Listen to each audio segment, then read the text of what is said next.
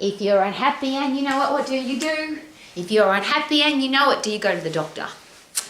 We live in a world now where we have, and adults can do whatever they want to, but our kids are being taken to the doctor, and because they're unhappy or they don't like what's going on at school or they've had a fight with their friend, we now have little children who are on antidepressant mind-altering drugs. This is a very controversial topic. I'm not a parent. I'm very careful with this whole topic of mental health. But I'd like to rephrase those two words. Mental health, shouldn't that mean my head, my mental state is healthy? We tend to say mental health in a negative term. She's suffering from mental health. Shouldn't it be, isn't it exciting that she's got mental health? And I'm sharing that with you because every day of my life, I'm an exercise professional. I have lots of people in my life. I talk to people from all over the world, and I have an international fitness and business college. And in all of the Western countries in the world, but particularly in the countries where our kids are the unhappiest, we have the highest rate of mind-altering antidepressant medication going into little bodies. And I would just like some questions to be asked. Because I've been an exercise professional for so long, I've had lots of clients, lots of members at my health clubs, lots of students at my colleges who've shared with me that they are on mind-altering antidepressant medication. And I would suggest, and this is just to me just common sense, if these drugs worked really well, wouldn't we have less challenges with people who feel unhappy, people who feel depressed, people who are mentally unhealthy? Shouldn't the world be getting better because we've got these great drugs that are helping us, our headspace, become healthy and happy? Unfortunately, that's not the case. We've got more medication prescriptions for mind-altering chemicals for your brain. They're everywhere. In some countries run out. Doctors are prescribing so much of this particular style of drug that countries are running out of them. And yet we've got the unhappiest people we've ever had. The research that's done on how people feel about their life, how they feel, are they satisfied with their life, are they happy, that number keeps going down, but we keep getting an increase in medication to get people to feel happy. So all I'm asking as a person who studies the brain every day, shouldn't we be asking more questions about why would we put somebody onto medication that may not be working? And if it is working, we should be able to see very visibly and emotionally that it's working. And what about the side effects? And this is the really big one for me. Any drug that you go on, any doctor that prescribes medication for you, whether it's the dentist or even the vet, I've got 5 puppy dogs. I never let the vet tell me you should put your dog on these drugs until I ask about the side effects. What happens if we don't take them? What happens if we take them for too long? What is the effect of this drug on the body? And not just the thing that you want to fix, but every other part of the body. So when you look at the side effects for antidepressant medication, some simple things like nausea and can't sleep and weight gain, that I don't know how that improves the value of your life. If I can't sleep and I get fat and I feel sick, physically nauseously sick, I'm not sure that's going to help my mental health in any way, shape or form, but they are definite side effects of those medications. But the really big one that never gets talked about is that you get or you feel like you don't want to live anymore. Suicidal tendencies is on the list of major side effects for an antidepressant mind-altering drug. What if there was an alternative? And I'm not a doctor, I'm not a psychiatrist, I'm a human being who cares about a healthy, fit, strong body and a healthy, fit, strong brain. And if you are not feeling happy, if your kids are not feeling happy, if you don't like the direction that your life is going, wouldn't it be nice if there was a different question asked rather than a prescription given? Because I've been many times now with my clients, members of my health clubs, my personal coaching clients, I've been to the doctor with them, to the psychiatrist, to the psychologist, to the counsellor, and they've been prescribed mind-altering antidepressant drugs. And no one has ever asked my client, my member, why do you feel this way? They've never said, why do you think you're depressed? Why do you think you feel this way? It's just been, oh, you feel this way, let's give you this drug. Now, again, that's not a judgment of the medical profession, because the medical profession is told that these drugs work and you should take them and people will feel better. And that would be awesome, wouldn't it? If you take this drug and you feel better, yay!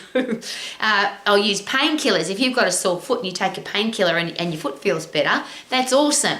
If you've got a sore foot and you take a painkiller and your foot doesn't feel better, wouldn't you question the painkiller? It's not working. It seems that that's not the case though, and I often hear this because I've been to so many doctors' offices now and so many psychiatrists who've said this, oh, this particular medication takes a very long time to work. It could take up to 6 months before you start feeling better. So in that period of 6 months when you're feeling nauseous and you are gaining weight and you can't sleep and you've got suicidal tendencies, is it possible that your mental health will get worse? Now, I know this is a very controversial topic and I hate talking about it, but I have to, because I live in a world where there's so many unhappy, miserable, depressed, grumpy, anxious people, don't you? I don't want to live in a world like that. I want to live in a world with happy people, fit, strong, mentally healthy, physically healthy people who love their life, and they go about their life and they look after themselves, they look after their family, and they add value to the world. Now, that might sound like an old lady ranting about something that's not possible. But when you study how the human brain actually works, and this is the thing that I always beg for, this is my begging position. The body that you live in and the brain that you work with every day, your own brain and your own body, you have to live in those for the rest of your life, and you have to think with your brain for the rest of your life. You feel emotionally through your hormonal system, which starts in your brain, which of course, if you feel unhappy or depressed, that's to do with your hormonal system. Wouldn't it be a really good idea to understand how they work? So when I go to a psychiatrist's office or a doctor's office or a counsellor or a psychologist with one of my clients, one of my members, I always ask different questions because I study the brain and I study how the human body works. And this is just a simple side note, take note. Serotonin, which is one of the, arguably one of the things about antidepressants, people say, well, they're lacking in serotonin or their serotonin levels aren't even in their brain. That's why that person is depressed. And serotonin is a neurotransmitter that, well, it does lots of things inside your body, but it's the neurotransmitter that makes you feel satisfied with your life. It makes you feel happy that you're alive. So a lot of the antidepressant drugs suggest that if you take this, your serotonin levels will even out. But the interesting thing about serotonin, it's produced in your gut. So if you have an unhealthy diet, for example, if your gut's not working effectively, if your digestive system isn't working effectively, if your body isn't distributing vitamins, minerals, phytochemicals, nutrition throughout your body effectively, then is it possible that serotonin's not getting effectively from your gut to your brain? That's just one of the questions that I always ask. So one thing I've never heard before is if you are mentally unhealthy, if you are mentally depressed, if you don't feel good about life, let's have a look at what you're eating. Let's have a look at what exercise you're doing. And I don't talk about exercise from let's go for a walk, let's go for a plod jog, let's go and do a 45-minute class. I'm talking about what physical activity changes your brain chemistry. And all psychologists and psychiatrists know this, all doctors know this. It's called the fight and flight system. You probably learnt it in school in probably year 9 or year 10, is that when you are under pressure, when you're under stress, when you feel unhappy, when you feel your life is threatened, when things aren't going well, your body goes into fight, flight or freeze mode. And your body will give you, if you are fit and strong, your body will give you everything that you need to fight and flight. So your blood pressure goes up, your heart rate goes up, your blood sugar levels go up, everything else shuts down so that you can get away from the threat, so that you can stay alive. The hormonal system is designed, isn't this exciting, to keep us alive so that we feel good, so that we can reproduce. I'm going to say that again. The hormonal system in your body, you have one, I have one, everyone's got one. It's designed to keep us alive so that we feel good, so that we can reproduce. We seem to forget about the feel good bit, because if you are under threat and you get away from the threat, your body then produces, first of all, everything that you need to get away from the threat, so epinephrine, adrenaline, cortisol, so that you can run or fight. Then after you have overcome the threat, so you've killed the wild animal, you've overcome the challenge, you're a hero, woohoo! Your body produces dopamine, which is a reward neurochemistry chemistry in your brain to make you feel good. You produce serotonin, which is that satisfaction neurotransmitter to say congratulations, you should be very satisfied that you're still alive, you got away from the threat. And then this beautiful one called brain-derived neurotropic factor, which is fertilizer for your brain, so that if you're under threat again next time, you're stronger, fitter, better, wiser to be able to fight the same threat more effectively than last time. Those chemicals are produced when you get puffed, when you lift heavy, when you sprint, when you overload your muscles and bones, your heart and lungs. That whole chemistry process happens when you are, yes, under threat, and then you overcome the threat. Now, if you've got no wild animals chasing you, you can still create that experience by sprinting, by punching, by kicking. You can trick your own brain into, there's somebody chasing me, so I've got to sprint. There's something trying to hurt me, so I've got to fight. So you can punch and kick and lift something heavy, and then your body produces those happy chemicals. But one of the things I've never heard anybody say to my clients that have been diagnosed with you are mentally unwell, take this drug. No one's ever said you should sprint. Let's have a look at what you're eating. You should lift something heavy. You should get really fit and strong so that your hormonal system works effectively, so that you can have happy chemicals in your brain. I'm going to go a step further. What if it was impossible to be unhappy, miserable, depressed because your brain was filled with the chemicals that make you feel good?